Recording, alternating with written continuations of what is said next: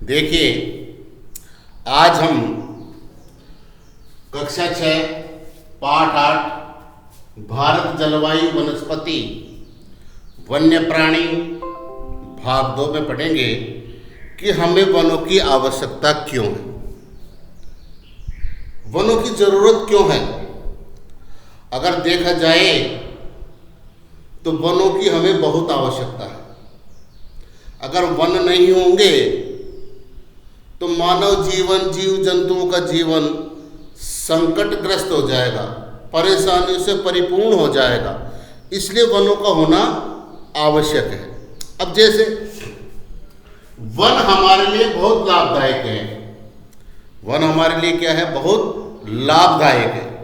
अब पेड़ पौधे ऑक्सीजन छोड़ते हैं जिसे हम श्वास के रूप में लेते हैं। अब वनों के अंदर पेड़ पौधों की मात्रा बहुत अधिक होती है, तो वो क्या है, ऑक्सीजन छोड़ते हैं और ऑक्सीजन वो छोड़ते हैं और उसको हम श्वास के रूप में लेते हैं। मानव जो जगत है वो उसको श्वास के रूप में लेता है और उसके बदले में मानव क्या करता है, कार्बन डाइऑक्साइड को छोड़ता है जिनको वो पेड़ पौधे ग्रहण करते हैं। तो हम क्या करते हैं, पेड़ पौधे ऑक्सीजन छोड़ते हैं जिसे हम श्वास के रूप में लेते हैं तथा कार्बन डाइऑक्साइड को ग्रहण करते हैं। कौन करते हैं कार्बन डाइऑक्साइड को ग्रहण? पेड़ पौधे। कौन करते हैं? पेड़ पौधे कार्बन डाइऑक्साइड को ग्रहण करते हैं। दूसरा, पेड़ पौधों की जड़ों को बांध कर रखते हैं तथा मिट्टी के अपरदन को रोकते हैं। अब जो वन है, जंगल है, वो क्या करते हैं, पेड़ों की जड़ों को बांध करके रखते हैं, रोक करके रखते हैं, जो मिट्टी के कटाव को या मिट्टी के अपरदन को रोकते हैं। जब बरसात होती है, बरसात जब तेज गति से बहती है तो उसके कटाव को, भूमि के कटाव को, भूमि के अपरदन को रोकने में भी वन सहायता करते हैं, मदद करते हैं। अब साहब ये बात समझ में आ गई, वन पेड़ पौधे ऑक्सीजन देते हैं, कार्बन डाइऑक्साइड ग्रहण करते हैं, भूमि के कटाव को रोकते हैं, और क्या लाभ है। अब वनों से हमें और भी कई लाभ है।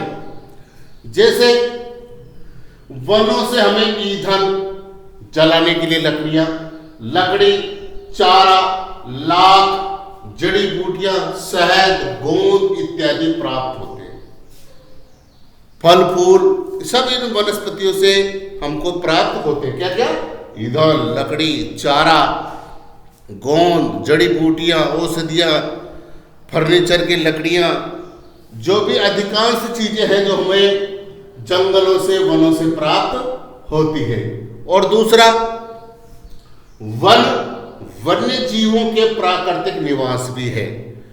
जो वन्य जीव है, जंगली जानवर है, उनके लिए भी ये प्राकृतिक निवास स्थान है, उनका घर है। अब जैसे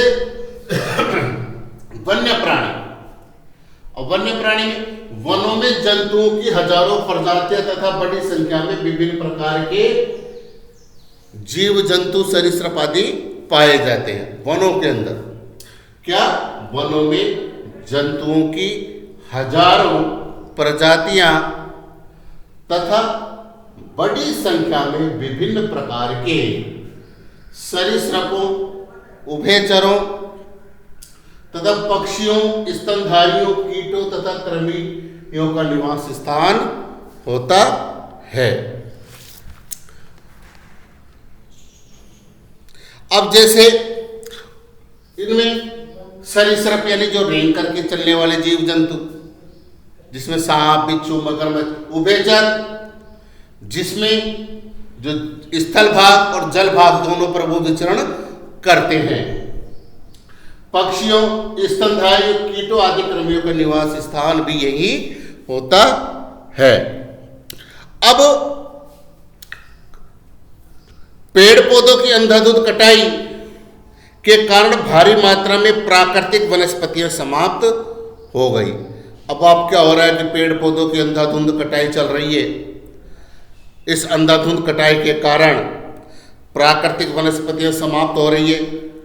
हमें अधिक पौधे लगाने चाहिए, जो पेड़ बचे हैं उनकी रक्षा करनी चाहिए। हमको क्या करना चाहिए, हमारा क्या दायित्व तो बनता है कि हम सारी इन चीज़ों का लाभ लेने के लिए जड़ी बूटियाँ, औषधियाँ, ईंधन, लकड़ी, चारा, गोंद, तो जो पेड़ बचे हुए हैं उनकी तुमको सुरक्षा करनी चाहिए और नया वृक्ष लगाने चाहिए, नई नई औषधियों के पेड़ लगाने चाहिए।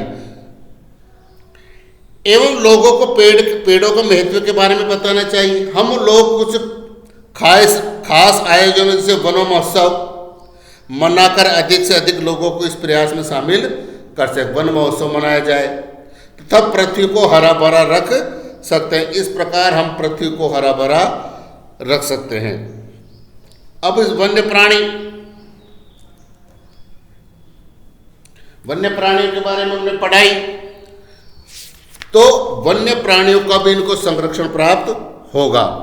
इसके बाद में आता है राष्ट्रीय पशु।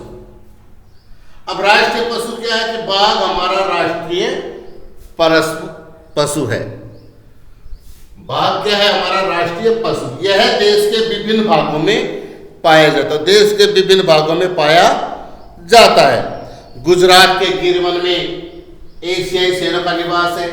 हाथी तथा एक सींग वाले गैंडे, हाथी तथा एक सींग वाले गैंडे असम के वनों में पाए जाते हैं या जंगलों में घूमते हैं। हाथी कर्नाटक और केरल में मिलते हैं। हाथी किस राज्य में मिलते हैं? कर्नाटक और केरल में ज़्यादा मिलते हैं। ऊंट भारत के रेगिस्तान, अब भारत का रेगिस्तान कहाँ? राजस्थान। तो ऊंट भारत के रेगिस्तान राजस्थान तथा जंगली गधा कच्छ केरल में पाए जाते हैं। ऊंट कहाँ पाए जाते हैं? भारत के रेगिस्तान में। अब ऊंट को राजस्थान का रेगिस्तान का जहाज भी कहते हैं क्योंकि ऊंट रेगिस्तान में बड़ी आसानी से चलता है।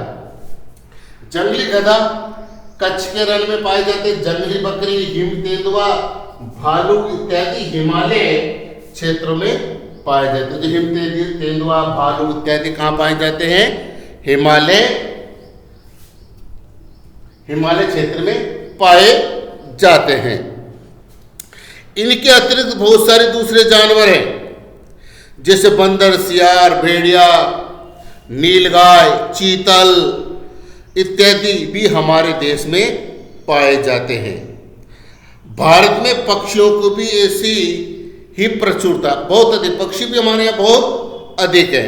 अब जैसे राष्ट्रीय पक्षी मोर हमारा राष्ट्रीय पक्षी है। मोर क्या है? राष्ट्रीय पक्षी है। और बहुत सारे राष्ट्रीय पक्षी उद्यान भी है। राष्ट्रीय पक्षी उद्यानों में क्या होता है कि पक्षियों के लिए वो क्षेत्र सुरक्षित होता है। वहाँ जो पक्षियों को उनका प्राकृतिक निवास प्रदान करता है। जो राष्ट्रीय पक्षी उद्यान होते हैं वो वहाँ पक्षियों को अपना प्राकृतिक निवास स्थान वो प्रदान करते हैं। उद्यान शिकारियों से पक्षियों की रक्षा करते हैं। अब जब राष्ट्रीय पक्षी उद्यान है तो वहाँ पर शिकारियों से भी इनकी रक्षा करते हैं। भारत में सांपों की भी सैकड़ों प्रजातियां पाई जाती है। उनमें कोबरा एवं केरेत प्रमुख है। अब ऐसे सरीसृप जो आते हैं, सांप जो रेंकर के चलते हैं, वो भी खूब प्रजातियां हैं इनकी भी। और भारत में कोबरा एवं करेत प्रमुख है, यानी कि उनमें से जो प्रमुख सांप है जहरीले वो कोबरा और करेत है। वनों के कटने तथा जानवरों के शिकार के कारण भारत में पाए जाने वाले वन्य जीवों की प्रजातियां तेजी से घट रही। अब वनों की कटाई हो रही है, वन्य जीव है, वहाँ रहने के लिए उनकी समस्याएं हो रही है, तो उनकी प्रजातियां भी धीरे धीरे नष्ट हो रही है। बहुत सी प्रजातियां तो समाप्त भी हो चुकी है। उनको बचाने के लिए बहुत से नेशनल पार्क, पशु विहार तथा जीव मंडल आरक्षित क्षेत्र स्थापित किए गए हैं। सरकार ने हाथियों तथा बाघों को बचाने के लिए बाघ परियोजना एवं हस्ती परियोजना जैसी परियोजनाओं को शुरू किया है। अब सरकार ने क्या किया है? बाघों को बचाने के लिए बाघ परियोजनाएं, हाथियों को बचाने के लिए हस्ती परियोजनाओं का भी शुभारंभ किया है। और आप वन्य जीवों के संरक्षण में भी अपना हाथ बटा सकते हैं। अब इससे क्या है कि जो जंगली जानवर हैं उनके संरक्षण में भी अपना हाथ बटा सकते हैं। आप जानवरों के शरीर के विभिन्न अंगों जैसे हड्डी, सींग तथा पंख से बने पदार्थों को खरीदने से इनकार कर सकते हैं। अब कई सामान ऐसे होते हैं कि पक्षियों के शरीर के अंगों से बने होते हैं। कुछ ऐसे होते हैं जो पक्षियों के पंखों से बनते हैं, कुछ सींगों से बनते हैं, कुछ हड्डियों से बनते हैं। तो इनको खरीदने से इनकार करते हैं, इनको नहीं खरीदेंगे तो इनको कोई खरीदेगा नहीं, कोई खरीदेगा नहीं तो जानवर को मारा नहीं जाएगा, और मारा नहीं जाएगा तो वन्य जीव बचा रहेगा। प्रत्येक वर्ष हम लोग अक्टूबर के पहले सप्ताह को वन्य सप्ताह के रूप में मनाते हैं। जो अक्टूबर का महीना होता है और उसमें पहला जो सप्ताह होता है उसको हम वन्य जीव सप्ताह के रूप में मनाते हैं, ताकि वन्य जीवों के निवास को संरक्षित रखने के लिए जागरूकता लाई जा सके। धन्यवाद।